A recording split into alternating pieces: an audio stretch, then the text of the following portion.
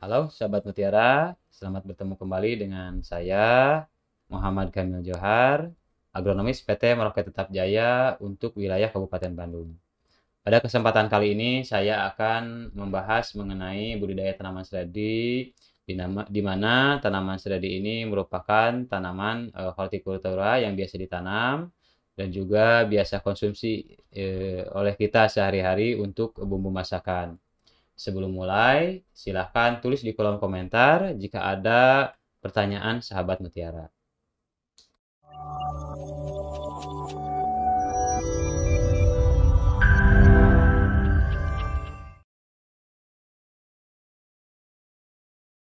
Halo, selamat datang di channel YouTube kami, NPK Mutiara TV. Di channel ini, Anda akan mendapatkan informasi dan edukasi seputar pertanian, khususnya nutrisi tanaman. Tonton video-video kami, jangan lupa like video kami, subscribe, dan pentung tanda loncengnya untuk terus mendapat update dari kami.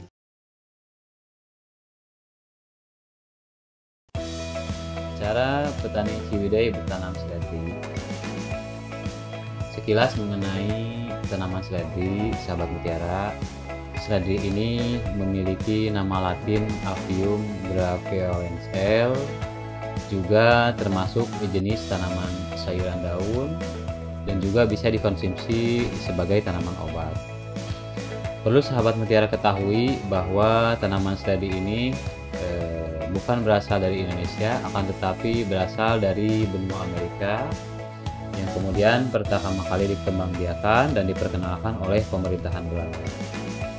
Tanaman seledri ini bisa ditanam di daerah dataran tinggi maupun rendah, akan tetapi akan lebih optimal jika dibudidayakan di daerah dataran tinggi di ketinggian 1000 sampai 1200 meter di atas permukaan laut.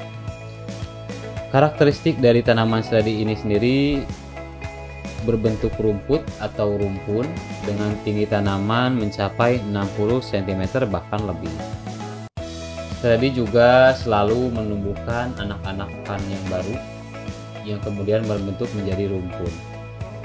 Umumnya untuk benih seledri ini sendiri petani mengembangbiakannya melalui biji yang biasanya mereka memakai benih F1 yang dibeli dari toko pertanian. Untuk sebaran seledri yang ada di Indonesia. Untuk sebaran tanaman seledri di Indonesia, sahabat Mutiara, belum ada data yang pasti dari data statistik BPS untuk sebaran luasannya. Akan tetapi tanaman seledri ini tersebar di beberapa wilayah di Indonesia seperti Provinsi Jawa Barat, ada di daerah Ciwidey, Pacet, Lembang, dan juga Cipanas Cianjur. Kemudian ada juga di daerah Sumatera Utara, yaitu di daerah Brastagi dan Kabanjahe. Hanya beberapa daerah yang menanam tanaman seledri secara komersil ataupun sebagai sentra, seperti contohnya ada di wilayah kerja saya, di daerah Ciwidey dan juga Cipanas Cianjur. Memang kebanyakan petani menanam seledri ini hanya sebagai tanaman sampingan atau sambilan saja, sahabat Mutiara. Untuk potensi hasil tanaman seledri bisa mencapai 20 sampai 25 ton per hektar dengan budidaya dipanen sampai umur 3 sampai 4 bulan setelah tanam. Kemudian untuk harga komoditasnya sendiri, petani biasanya mendapatkan di harga di kisaran 5.000 sampai 10.000 rupiah. Akan tetapi apabila petani sedang beruntung, bisa mencapai harga komoditas 20.000 rupiah. Kemudian untuk jenis seledri itu ada 3 macam, sahabat Mutiara. Ada 3 jenis. Yang pertama adalah seledri daun. Kemudian yang kedua ada juga seledri batang, dan yang ketiga ada seledri umbi. Umumnya di Indonesia yang banyak dikembangbiakan ataupun dibudidaya adalah seledri jenis seledri daun, di mana seledri daun ini biasanya dipanen daun atau batangnya saja. Nah, apa aja sih hal yang harus diperhatikan dalam budidaya seledri? Tentu saja ada beberapa hal yang harus diperhatikan, sahabat mutiara. Yang pertama, seperti tadi saya bilang bahwa tanaman seledri ini merupakan tanaman yang dikembangbiakan dari biji. Tentu yang pertama adalah persemaian. Persemaian untuk tanaman seledri ini membutuhkan waktu yang cukup lama, yaitu sekitar 2 bulan. Kemudian juga harus dipilih varietas yang unggul dan cocok di wilayah sahabat mutiara masing-masing.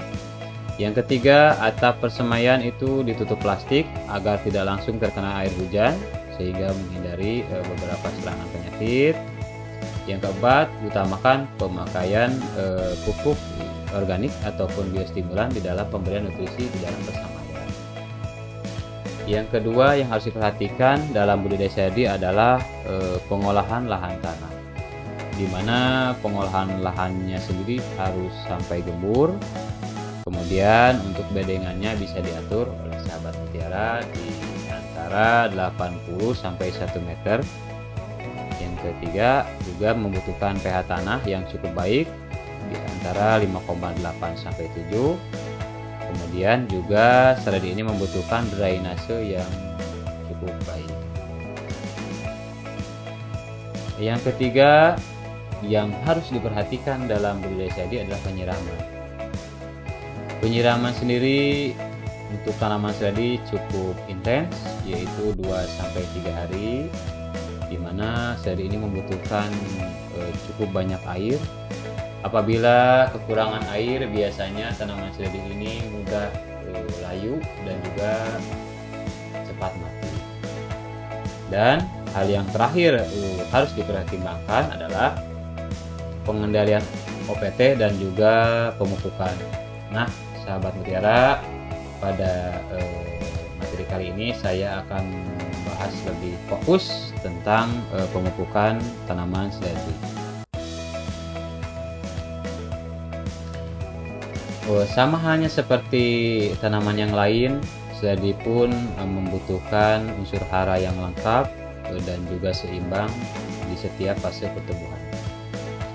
Minimal tanaman seledri ini membutuhkan 12 unsur hara agar produksinya dan produktivitas dan hasil seledrinya baik. Di antaranya ada unsur hara makro seperti NPK, terus juga ada unsur hara makro sekunder seperti kalsium, magnesium, dan juga sulfur. Dan yang ketiga ada unsur hara mikro yang lainnya. Nah, untuk apalagi tanaman seledri ini merupakan membutuhkan aroma yang sangat baik, tentu saja membutuhkan unsur hara sulfur. Kelebihan dan kekurangan pada tanaman seledri ini akan mengakibatkan mempengaruhi produktivitas tanaman seledri itu sendiri. Seperti di sini ada defisiensi tanaman seledri. Beberapa contoh defisiensi pada tanaman seledri. Yang pertama yaitu seperti defisiensi nitrogen. Defisiensi nitrogen ini sangat mempengaruhi terhadap pertumbuhan tanaman seledri. Biasanya gejala yang terlihat pada tanaman seledri yang kekurangan nitrogen adalah pertumbuhannya kerdil dan juga lambat dalam pertumbuhan vegetatifnya. Kemudian yang kedua ada defisiensi kalium, di mana apabila tanaman seledri kekurangan kalium ini gejalanya di daun tanaman seledri ini lebih tipis dan juga gampang terserang penyakit. Kemudian yang ketiga ada defisiensi kalsium, di mana defisiensi kalsium ini gejalanya bisa dilihat di pucuk ataupun di daun-daun muda di tanaman seledri seperti terbakar, bisa dilihat oleh sahabat mutiara di slide. Nah, kemudian juga apabila tanaman kekurangan kalsium biasanya gampang terserang penyakit yang biasa terkenal di daerah seledri. Penyakitnya salah satunya contohnya aja adalah penyakit coplok akar. Yang terakhir juga tambahan defisiensi fosfat, Defisiensi fosfat ini biasanya tanaman seledri gejalanya itu anakannya kurang dan juga perakaran yang kurang sehat. Oke, selanjutnya setelah kita tadi melihat beberapa contoh kekurangan dan kelebihan unsur hara dan juga fungsinya, sahabat mutiara, ada pertanyaan, berapa banyak sih pemberian nutrisi untuk seledri ini? Tentu saja ada beberapa hal yang menjadi dasar pertimbangan kami di dalam memberikan program pemupukan seledri. Yang pertama tentu saja ada fase pertumbuhan. Yang kedua juga dilihat dari removal nutrien ketika panen. Yang ketiga program agronomis ataupun pengalaman petani. Dan ada beberapa catatan lain, sahabat mutiara, yang harus dipertimbangkan adalah defisiensi hara, kondisi lahan, kesuburan tanah, juga curah hujan. Unsur hara yang seimbang ini mempengaruhi produktivitas dalam tanaman seledri. Tentu saja kebutuhan dalam fase-fase pertumbuhannya itu harus tercukupi. Di sini seperti ada beberapa contoh. Untuk masa vegetatif, biasanya tanaman seledri ini membutuhkan nitrogen dan fosfat yang lebih tinggi daripada kalium untuk perbanyakan anakan dan pertumbuhan awal tanaman seledri. Kemudian untuk fase generatif sendiri, nitrogen, fosfat itu lebih seimbang, akan tetapi untuk unsur kalium lebih ditingkatkan agar tanaman seledri lebih berfokus kepada bobot tanaman seledri itu sendiri. Berdasarkan literatur, pemberian nutrisi pada seledri itu membutuhkan nitrogen 150 kg per hektar, fosfat 100 kg per hektar, serta kalium 50 kg per hektar. Hal ini berpengaruh baik terhadap figur tanaman itu sendiri. Yang pertama dari tinggi tanaman, panjang daun, serta jumlah anakan. Berikut ini ada rekomendasi program pemupukan seledri, sahabat mutiara, dari kami PT Merauke Tetap Jaya. Pemupukan ini biasa digunakan di petani seledri di Ciwidey, yaitu biasanya ada 4 kali pemupukan. Yang pertama pemupukan dasar. Pemupukan dasar sendiri kami memiliki sumber pupuk seperti SS Amopos 150 kg per hektar dan juga bisa ditambahkan dengan subur kali 50 kg per hektar. Jadi jumlahnya sekitar 200 kg per hektar. Untuk pemupukan susulan pertama, yaitu di masa vegetatif di usia 15-20 hari setelah tanam, kami merekomendasi Mutiara Sprinter 150 kg per hektar serta Karate Plus Boron 100 kg per hektar. Kemudian juga untuk susulan kedua di usia 35 hari setelah tanam, kami merekomendasi Mutiara Sprinter dan juga Karate Plus Boron, akan tetapi dosisnya lebih dinaikkan karena fasenya sudah mulai dari vegetatif menuju ke generatif. Nah, untuk pemupukan terakhir kami lebih merekomendasikan Mutiara Grower, Karate Plus Boron, dan juga subur kali, di mana di fase ini sudah mulai generatif. Tentu saja supaya lebih berfokus terhadap bobot tanaman seledri itu sendiri. Dan juga kami selain daripada memiliki pupuk-pupuk yang biasa ditabur, kami juga memiliki pupuk NPK foliar untuk seledri yang bisa diaplikasikan secara susulan dan juga bisa diaplikasi secara foliar. Yang pertama di usia vegetatif kami memiliki profit daun, dimana profit daun ini lebih memaksimalkan pada pertumbuhan awal seledri. Kemudian di fase generatif kami mempunyai profit merah, dimana di fase generatif menjelang panen kami juga memiliki profit orange, dan aplikasinya bisa menggunakan dosis 2-4 gram per liter air. sesuai dengan fase pertumbuhan. Sahabat Mutiara, inilah media sosial kami. Tonton video edukasi kami di NPK Mutiara TV. Jangan lupa like, subscribe, dan pentung tanda loncengnya.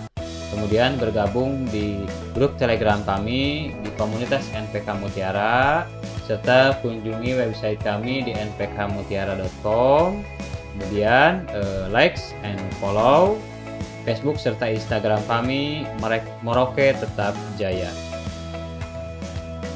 Sahabat Mutiara, petani di Ciwidey biasa menggunakan program pemupukan yang disesuaikan dengan kebutuhan tanaman seledri serta fase pertumbuhannya, di mana pada fase vegetatif unsur hara nitrogen dan fosfat lebih dominan, sementara untuk fase generatif unsur hara kalium lebih dominan. Kemudian juga ada unsur hara sulfur yang sangat berpengaruh pada aroma yang dihasilkan oleh tanaman seledri itu sendiri. Sahabat Mutiara, apabila video kali ini dirasa bermanfaat, atau bagikan video podcast ini sebanyak-banyaknya di media sosial Anda, supaya menjadi motivasi kami membuat video edukasi kami lainnya. Jangan lupa like and subscribe NPK Mutiara TV dan pentung tanda loncengnya agar sahabat Mutiara tidak ketinggalan video edukasi kami lainnya. Stay healthy, jaga jarak, selalu pakai masker. Salam jumpa, salam Mutiara.